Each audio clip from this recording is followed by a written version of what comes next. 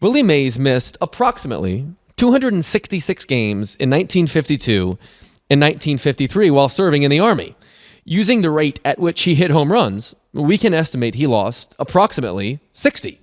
And thus, Mays would have likely been the first to break Babe Ruth's career home run record and not Henry Aaron. So based on doing it that way, it is extremely logical to use the numbers that way. I get it. But now, if he did play those seasons and he did have the 60 home runs, there's also theoretical wear and tear that he would not have the years at the end, correct? Perhaps not. He played a lot of baseball in the military.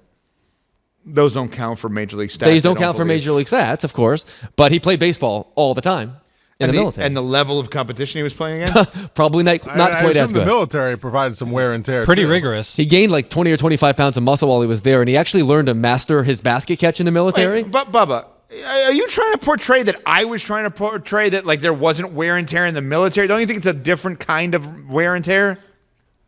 No, I'm just saying you're implying that there's. I'm not saying you weren't saying there's wear and tear in the military. I'm just saying he's going to have wear and tear no matter what he does. Number 4. I'm going to give you Willie Mays' stats from his 1957 season. I see. 26 doubles, 20 triples, 35 home runs, and 38 stolen bases. No player went 20, 20, 20, and 20 in a season for another 50 years. Not until 2007 did anyone do that. In that season, it was Jimmy Rollins and Curtis Granderson that pulled the trick. Are you, though, see, you're using these stats, but I'm going to guess you're an anti-stolen base guy, right? I'm an anti-stolen base guy in terms of like its impact on winning, but in Willie Mays' case, over a career, it is proof positive of extraordinary base running ability and also his speed. And so I think it's worth including when it comes to Willie Mays' genius as a power speed player. He was one of these players. Like I look at Junior this way. Like he happened to hit home runs, but he's not a home run hitter. Yeah, that's exactly right. And that's where people hear that and like, what are you talking? What do you mean he's not a home run hitter? He has 660. Mark McGwire was a home run hitter. Sammy Sosa was a home run hitter. That's the kind of hitting they did. There wasn't another real version of their hitting. Had Willie Mays not hit one home run, he would have been a first ballot Hall of Famer. Right, exactly right. And Junior, the reason I say he's about Mays, he's your favorite player's favorite player is because think about the era in which most people probably who are listening watch a ton of baseball. It was Bonds and it was Junior. Mm-hmm. At different times, they both wore 24. Why? Because of Willie Mays. Willie Mays. Those are the two guys that you would look up to as players growing up, and they both loved and idolized that man. Now, they had inside knowledge because of their fathers, and Bobby specifically playing with Willie Mays, but you get the overall point on this. Next one, Hembo. Number 3. I'm going to read for you a comprehensive list of position players in the history of baseball to produce 10 WAR, 10 wins above replacement, the threshold of an all-time great season. And how do you get to that number? 4 seasons in a row. You get to 10 WAR by hitting and running and fielding out of your ever-loving mind. 10 WAR is an all-time great season. And Willie Mays is the only position player in the history of baseball to meet that threshold in 4 consecutive seasons. He did so from 1962 through 1965. So is it recency bias that a lot of people have stated when he was in his prime, or healthy, I should say, that Mike Trout may be the greatest player I've ever seen, which is not, I guess it's not recency bias. I guess they haven't actually seen Willie Mays play. But all of the numbers we attach to Mike Trout, which obviously are all true, seemingly pale in comparison to those of Willie Mays, right? Correct. Mike Trout had exactly one 10 WAR season. It was in 2013, and he produced 10.1. Willie Mays is a singular force or entity in baseball history. What makes him so great is that we have to stretch to make any comparison, whether it be Griffey, whether it be Trout, whether it be anyone in the game today like Acuna or Mookie Betts or anyone.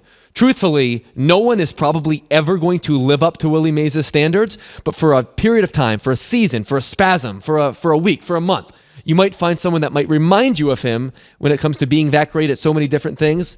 But what made Willie Mays so great is that he did all of those things over the course of 2 decades. It is a green list. Hembo's top 5 Willie Mays stats to blow your mind. Along with Hembo, Evan Cohen.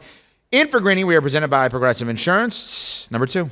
Number 2. Willie Mays owns the all-time record for outfield assists and games played in center field. He owns the live ball record, that's since 1920, for assists as a center fielder and double plays as a center fielder. We could play baseball for another 1,000 years. No one will ever record 7,000 assists in the outfield. He traversed the outfield more adroitly than any player ever in the Polo Grounds and in Candlestick Park. Two massive ballparks, two places where you need an unbelievable outfielder to patrol center field. Willie Mays did it exceptionally well, and in Game 1 of the 1954 World Series, he made the most famous catch that baseball has ever seen. Off the bat of Vic Wertz, Larry Doby, by the way, Hall of Famer on second base, was unable to tag up from second base and score because my favorite part of the play, Willie Mays, after making the over-the-shoulder catch with his back turned to the infield, stops on a dime, pirouettes, throws it all the way back into the infield. He keeps Doby on third base. The Giants win the game. The Giants sweep the series over a heavily favored 111-win Cleveland Indians team. Indians manager Al Lopez said after the series, it was that play, it was that moment that demoralized us. After Mays made that catch, nothing was ever the same. And correct me if I'm wrong, he said, Mays, about himself, that wasn't even a top 10 catch of his career. You're not wrong. I have seen Willie Mays make better catches than that, greater catches than that. How? He said as much. What do you mean, how? How could that be greater than that one? Well, because that catch in particular, if you're going to go just degree of difficulty, there's no obstruction with the fence. There's no horizontal running that is required. He's just straight back and darts. And if you actually watch the video in slow motion, once he reaches a place where he knows he's going to catch that ball, you see him tap his glove a couple times. Right there. You see him tap his glove a couple times. That's when Willie Mays knew he was going to catch it. Everyone in the stadium that day knew that Willie Mays was going to catch it right in front of the batter's eye there at Polo Grounds, about 415 or 20 feet away from home plate. It's a remarkable catch. The context, though, is what makes it the best catch, the greatest catch ever. But Willie Mays had better catches than that one, and he said so himself, like you said. All right, number one, Hembo. My favorite Number stat one. to sum up the greatness of Willie Mays. At the time of his retirement, he was one of 91 players with 300 career stolen bases. Among those 91 players, no other player in that group had more than 160 home runs. Willie Mays had 660 home runs. He invented the notion of the power speed player, and to this day, he holds the distinction of the best one of all time. The thought behind that stat is if you were playing at that time, and really up until recent time, if you were going to steal that many bases, that was your number one strength you provide to a team. Vince Coleman wasn't hitting home runs for the Cardinals. That's a great point. That's a great comp. Ricky Henderson, while he did hit home runs, wasn't hitting home runs to this level for any of the teams, A's, Yankees, whoever you would want to say, Blue Jays, that he was on. Right? If you were that speed demon and you were able to steal bases, in fact, so much so, roster spots had been more so than today, dedicated to those that could come in and steal a base and be a pinch runner and be able to run the bases in a way that would probably take the power hitter out of the game, because the power hitter, let's just say your team is down one or you're tied. The power hitter hits a double. You need to score a singular run. The assumption would be that guy would be so big and slow and so out of shape that he couldn't round third and score on a single. But we are going to bring in the person that is shorter than 6 feet, that may not be able to hit a $120, but could steal bases in his sleep. And rarely do you find the person that is able to hit that double in that big spot, who also can be faster than the pinch running replacement that he would be taken out for. He did everything better than the specialist on your team could do it. He truly could. He had 6 20-20 seasons. His last was in 1960. He had 6 of those. At that time, no one else had 5 or 4 or 3. I am a little bit uncomfortable with how much you are leaning into a stat you don't believe in. What do you mean?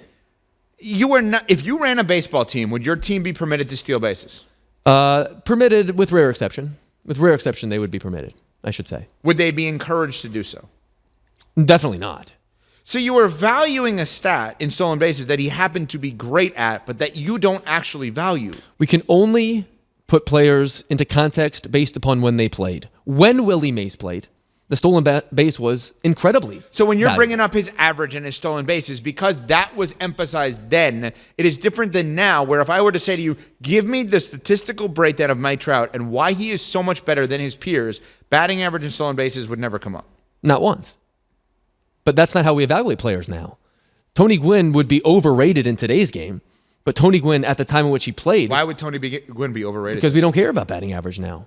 And that was his thing. Singles, high batting average. But batting average would also be getting on base. I mean, he didn't get on base at a terribly high clip. It was 388 for his career. It's a good number, but it's pretty ordinary by the standards of a Tony Gwynn's on base percentage off the top of your head. Yeah, someone can check me on that, but It's 388.